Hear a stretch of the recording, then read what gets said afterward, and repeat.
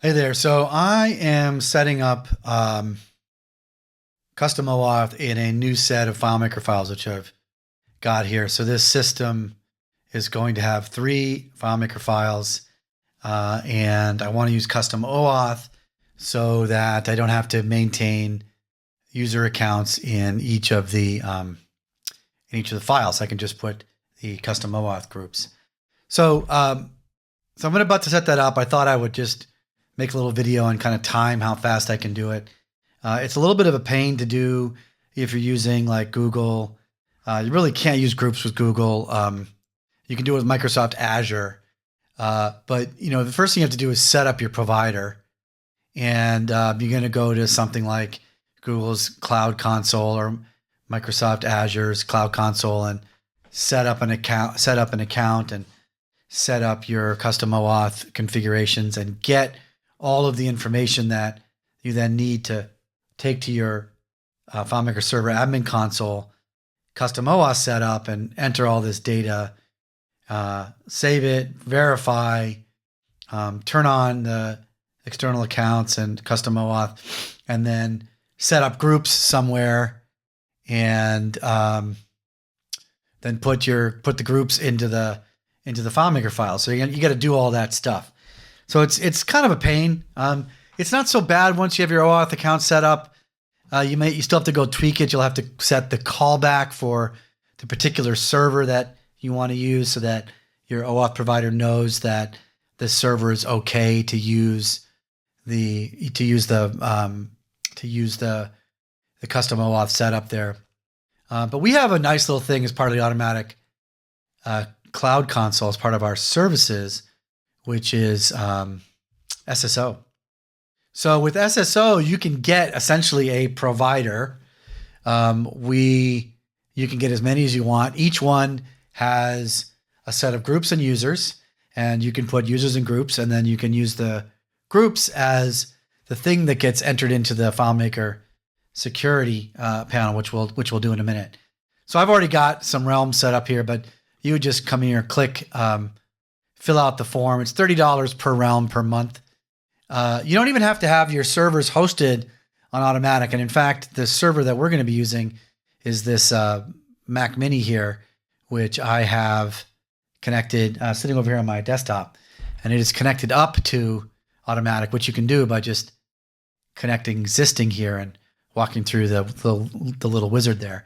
So once again, the setup is I've got this already set up on Automatic, and it is connected to the console. It actually doesn't need to be connected to the console to use custom OAuth, but it makes this part a little bit easier, which I will show you in just a second. And I've got SSO. I've already got a realm, and I've got a realm set up, and I've got users. I've got groups, and I've got users, and I've got in my users. I've got in my groups. I've got some users. So all of that's set up. So let's say we've got all that set up. I want to start a new solution on a new FileMaker server. What do I do? So I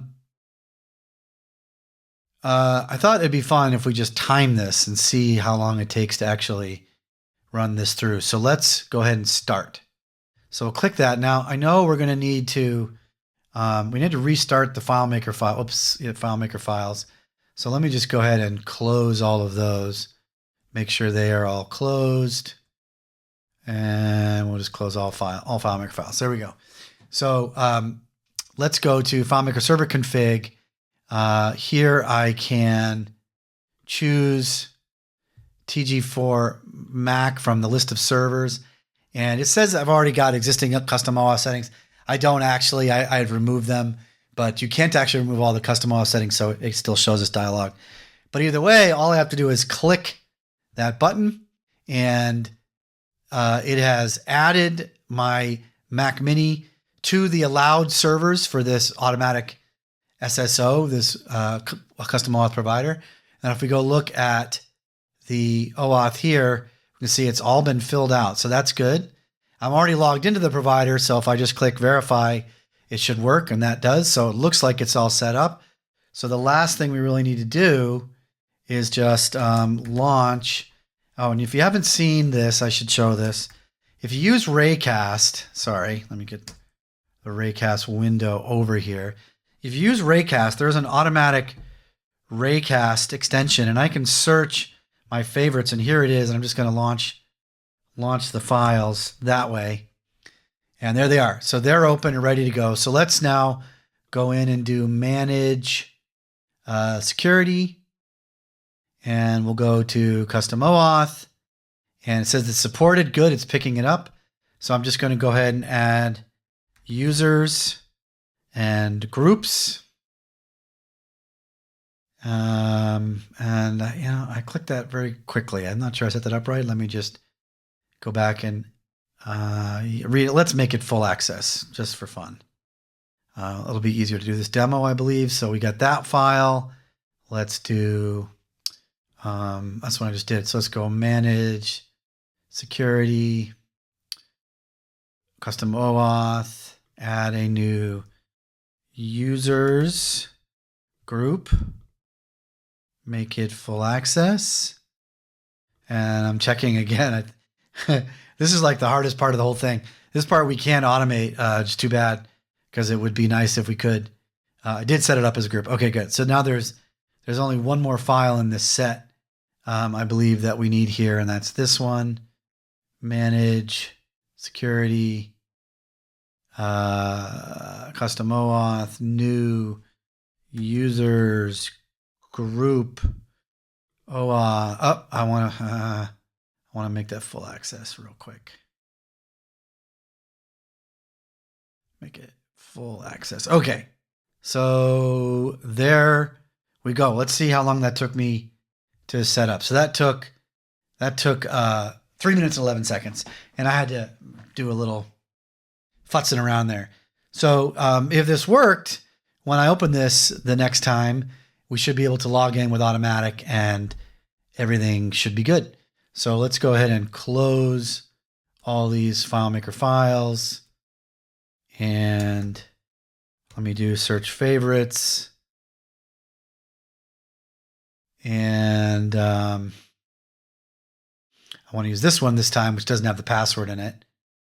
So now I can, here it is. Boom, there it is. Click log in.